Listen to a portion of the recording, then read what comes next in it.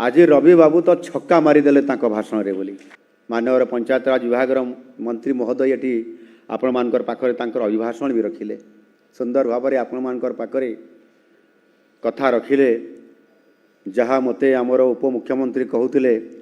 आज रवि बाबू तो छक्का मारिदेले भाषण रे बोली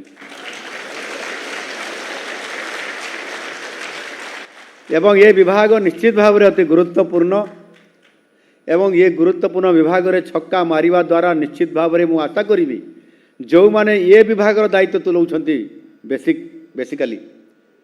आपण माने मध्य लोक माननकु सेवा देवारे छक्का मारिबे। ग्रामांचल मौलिक भित्तिभूमि विकास और समस्त ग्राम को पाइप जगे शुद्ध पानीय जल जोगाण कार्य को त्वरान्वित करने यही विभाग में